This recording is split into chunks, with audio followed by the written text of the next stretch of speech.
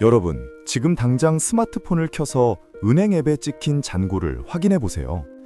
그 숫자를 보고 마음이 놓이시나요? 그래도 내 돈은 안전하게 은행에 있으니까 다행이다 라고 생각하셨다면 죄송하지만 여러분은 지금 이 순간 가장 빠르고 치명적으로 가난해지고 계신 겁니다. 우리가 평생 알고 있던 저축이 미덕이다 라는 공식은 오늘부로 완전히 사망했습니다. 2026년 현재 대한민국을 강타한 초저금리 고물가의 역설은 여러분의 통장을 지키는 게 아니라 아주 정교하게 갉아먹고 있습니다. 블룸버그 리포트에 따르면 지난 1년간 한국의 실질 구매력 지수는 무려 12.8% 폭락했습니다.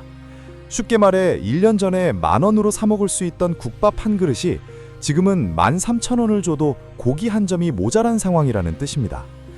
나는 투자 안 해, 원금만 지키면 돼 라고 말하는 건 마치 구멍난 바구니에 물을 채우면서 물이 가득 차길 기다리는 것과 같습니다.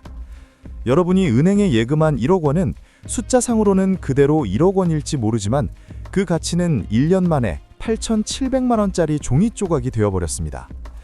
골드만삭스는 최근 보고서에서 한국의 보이지 않는 인플레이션, 인비지블 인플레이션이 향후 2년간 15% 이상 가속화될 것이라고 경고했습니다. 쉽게 말해 가만히 있으면 내 지갑에서 매년 수백만 원씩 세금 아닌 세금이 빠져나가고 있다는 뜻입니다. 자, 여기서 소름 돋는 사실 하나 알려드릴까요? 여러분이 안전하다고 믿는 그 예금 적금 상품이 사실은 금융권이 만든 가장 거대한 함정일 수 있습니다. 우리가 은행에 돈을 맡기면 은행은 그 돈을 가지고 금이나 원자재 혹은 초우량 자산에 투자해 20-30%의 수익을 냅니다. 그리고 여러분에게는 고작 2-3%의 이자를 던져주죠. 이건 마치 우리 집 아빠가 뼈 빠지게 벌어온 월급을 옆집 아저씨가 가져가서 맛있는 소고기를 사 먹고 아빠한테는 껌 한 통 사준 격입니다. 지금 이 영상을 끝까지 보지 않는다면 여러분은 내일 아침 눈을 떴을 때 또 한 번의 기회비용을 날리게 될 것입니다. 하지만 걱정 마세요. 오늘 이 영상의 마지막에는 나만 뒤처지고 있다는 이 지독한 불안감을 단번에 해소하고 위기를 기회로 바꿀 수 있는 명확한 행동 지침을 준비했습니다. 지금부터 평범한 직장인이 왜 갑자기 편의점 도시락조차 부담스러워졌는지 그 진짜 이유를 낱낱이 파헤쳐 보겠습니다. 자, 이제 좀 더 구체적인 현실로 들어가 보죠.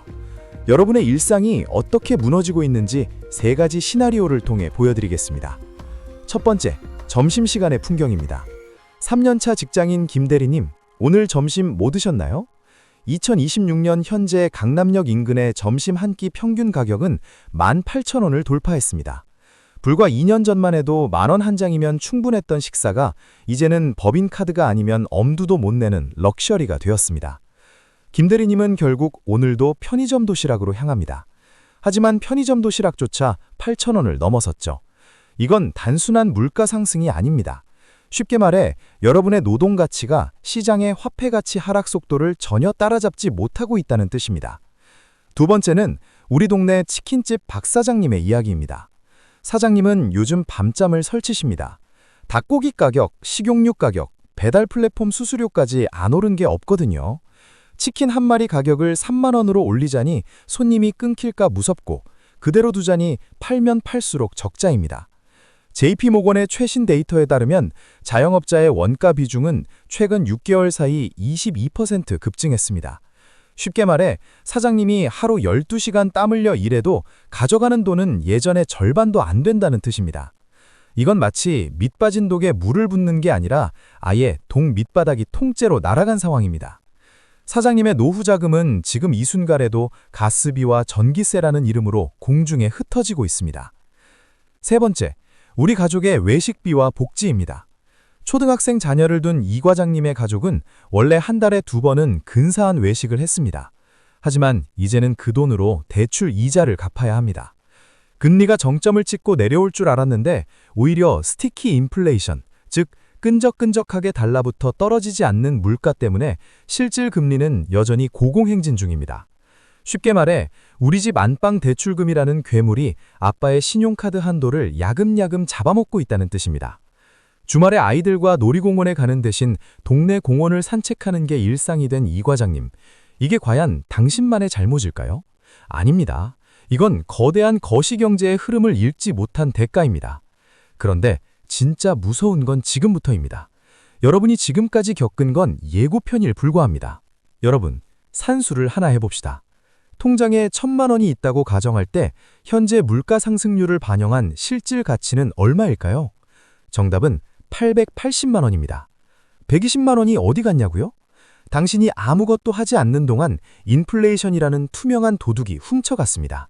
여기서 여러분이 지금 이 순간에도 구체적으로 손해를 보고 있는 3가지 핵심 포인트를 짚어드리겠습니다.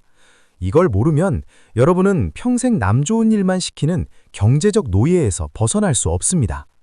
첫 번째 포인트는 화폐의 쓰레기화입니다. 현재 글로벌 중앙은행들은 부채를 해결하기 위해 통화량을 무섭게 늘리고 있습니다. 블룸버그 통계에 따르면 전 세계 통화량은 2024년 대비 1.5배 증가했습니다. 쉽게 말해 시장에 돈이 너무 많이 풀려서 내가 가진 돈의 희소성이 똥값이 되었다는 뜻입니다. 마트 장바구니에 담긴 사과 한 알의 가격이 오른 게 아니라 사과를 사기 위해 지불해야 하는 종이 조각의 가치가 떨어진 것입니다. 두 번째 포인트는 해칭의 부재입니다. 부자들은 이미 금이나 비트코인 혹은 초우량 기업의 주식으로 도망쳤습니다. 하지만 여러분은 여전히 원금 보장이라는 달콤한 최면에 걸려 있습니다. 이건 마치 폭풍우가 몰아치는데 구명조끼가 무겁다고 맨몸으로 버티는 것과 같습니다.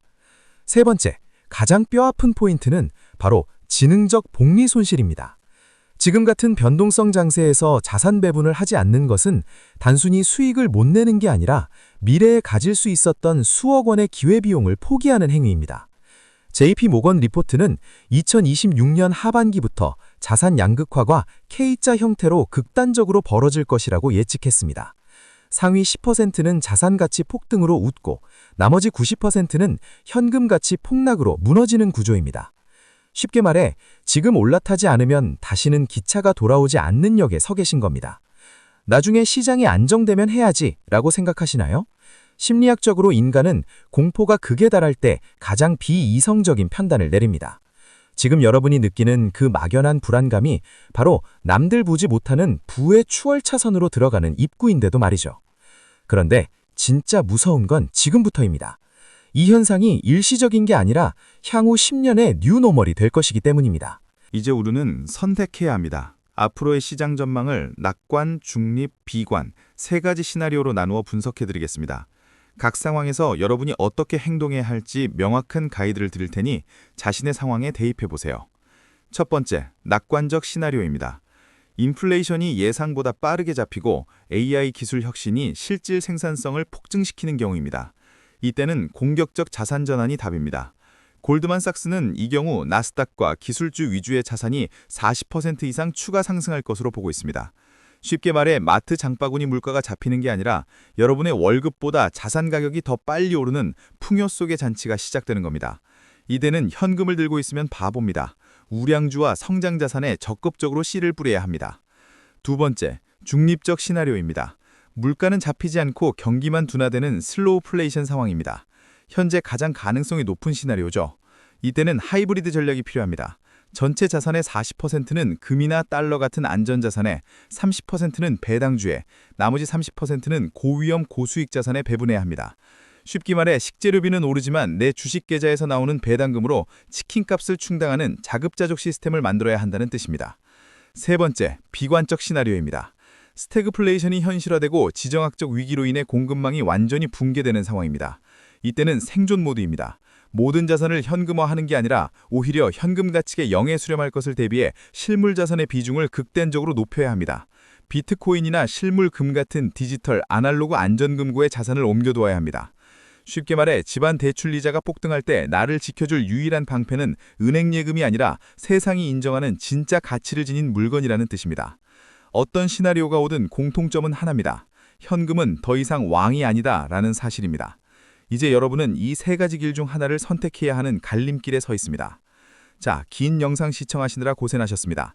하지만 여기서 끄고 나가버리면 여러분은 그냥 공부만 한 가난한 사람으로 남게 됩니다. 성공하는 1%와 실패하는 99%의 차이는 지식이 아니라 행동에서 나옵니다. 오늘 여러분이 이 영상을 본 보람을 느끼려면 지금 당장 이 행동 지침 하나만 실천해보세요. 오늘 당장 여러분의 자산 가계부를 작성하세요. 단순히 얼마가 있는지 적는 게 아닙니다. 내 자산 중 인플레이션을 방어할 수 있는 자산과 인플레이션에 녹아내리는 자산을 구분해 보세요. 은행 이해금, 적금, 현금은 녹아내리는 자산입니다. 주식, 부동산, 금, 비트코인은 방어하는 자산입니다. 만약 여러분의 자산 중 80% 이상이 녹아내리는 자산에 있다면 여러분은 지금 불타는 집안에서 낮잠을 자고 있는 것과 같습니다. 당장 내일 오전 그중 단 10%라도 방어하는 자산으로 옮기세요. 이건 투자가 아니라 보험입니다. 우리 가족의 외식비를 지키고 아이의 미래 학원비를 지키는 가장 확실한 방법입니다. 여러분, 위기는 누구에게나 공포로 다가오지만 준비된 자에게는 일생일대의 부의 추월 차선이 됩니다. 1997년 IMF 때도, 2008년 금융위기 때도, 2020년 팬데믹 때도 그랬습니다. 남들이 편의점 도시락 가격에 일희일비할 때 여러분은 그 편의점을 소유한 기업의 주주가 되거나 그 가치를 대체할 자산을 소유해야 합니다. 그래야만 이 지독한 돈의 전쟁에서 살아남을 수 있습니다. 마지막으로 여러분께 질문 하나 던지겠습니다. 만약 내일 아침 전 세계의 모든 지폐가 종이 조각이 된다면 당신의 손에는 무엇이 남아있겠습니까? 이 질문에 자신 있게 대답하실 분들만 댓글을 남겨주세요. 여러분의 생각이 곧 여러분의 미래 자산이 될 것입니다. 오늘 영상이 여러분의 지갑을 지키는 방패가 되었다면 구독과 좋아요로 함께해주세요. 저는 다음 영상에서 더 날카로운 통찰로 여러분의 부를 지켜드리겠습니다. 오늘 당장 행동하세요. 시간이 없습니다.